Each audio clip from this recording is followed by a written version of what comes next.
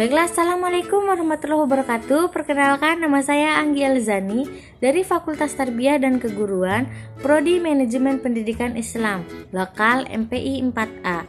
Kali ini materi yang akan saya bahas mengenai tentang landasan teori, kerangka berpikir, dan pengajuan hipotesis. Di sini ada pengertian tentang teori. Teori adalah alur logika atau penalaran yang merupakan seperangkat konsep, definisi, dan dalil yang disusun secara sistematis.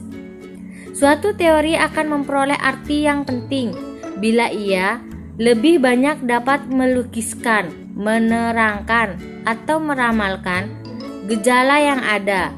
Membedakan teori ada 3 macam menurut Marx, yaitu 1. Teori deduktif, kedua, teori individu, ketiga, teori fungsional. Lanjut ke materi selanjutnya, yaitu kegunaan teori dalam penelitian. Secara umum, kegunaan teori dalam penelitian sebagai berikut.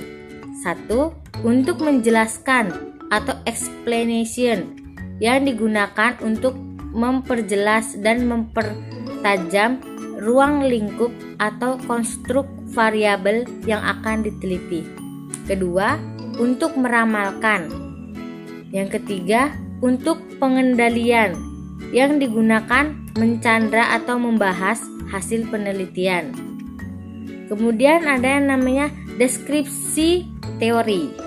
Deskripsi teori adalah uraian sistematis tentang teori dan hasil-hasil penelitian yang relevan dengan variabel yang diteliti. Sumber bacaan yang baik harus memenuhi 3 kriteria. Pertama, ada 1. Relevan berkenaan dengan kecocokan antara variabel yang diteliti dengan teori yang dikemukakan. Kedua, kelengkapan berkenaan dengan banyaknya sumber yang dibaca. Yang ketiga, kemutahiran berkenaan dengan dimensi waktu, maka akan semakin mutakhir teorinya. Langkah-langkah pendeskripsian teori sebagai berikut. 1. Tetapkan nama variabel yang diteliti dan jumlah variabelnya. 2. Cari sumber-sumber bacaan yang sebanyak-banyaknya. 3. Lihat daftar isi setiap buku yang diteliti. Dan pilihlah topik yang relevan dengan setiap variabel. Keempat, cari definisi setiap variabel yang akan diteliti. Kelima, baca seluruh isi topik buku yang sesuai dengan variabel yang akan diteliti. Keenam, deskripsikan teori-teori yang telah dibaca dari berbagai sumber ke dalam bentuk tulisan.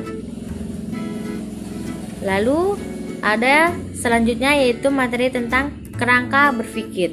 Kerangka berpikir adalah model konseptual tentang bagaimana teori berhubungan dengan berbagai faktor yang telah diidentifikasi sebagai masalah yang penting.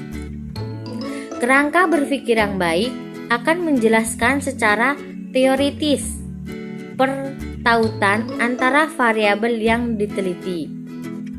Adapun langkah-langkah dalam kerangka berpikir penelitian, yaitu 1. Menetapkan variabel yang diteliti. 2. Membaca buku dari hasil penelitian. 3. Deskripsi teori dan hasil penelitian. 4. Analisis kritis terhadap teori dan hasil penelitian. 5. Analisis komparatif terhadap teori dan hasil penelitian.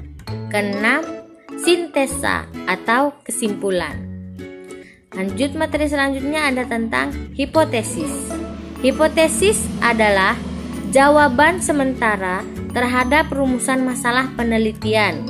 Oleh karena itu, rumusan masalah penelitian biasanya disusun dalam bentuk kalimat pertanyaan. Hipotesis dibagi menjadi 2 macam, yaitu 1. Hipotesis penelitian, yaitu penelitian yang bekerja dengan populasi. Kedua, hipotesis statistik, yaitu yang bekerja dengan sampel. Yang selanjutnya adalah hipotesis dibagi menjadi 3 bentuk, yaitu 1. Hipotesis deskriptif merupakan jawaban sementara terhadap masalah deskriptif, yaitu yang berkenaan dengan variabel mandiri, baik satu variabel atau lebih. 2. Hipotesis komparatif merupakan jawaban sementara terhadap rumusan masalah komparatif. Pada rumusan ini variabelnya sama, tetapi populasi atau sampelnya berbeda. 3. Hipotesis asosiatif adalah jawaban sementara terhadap rumusan masalah asosiatif, yaitu yang menanyakan hubungan antara dua variabel atau lebih. Karakteristik hipotesis dibagi menjadi 3, yaitu 1. Dugaan keadaan variabel mandiri. 2. Dinyatakan dalam kalimat sangat jelas sehingga tidak menimbulkan berbagai tafsiran. 3. Dapat diuji dengan data yang dikumpulkan dengan metode ilmiah.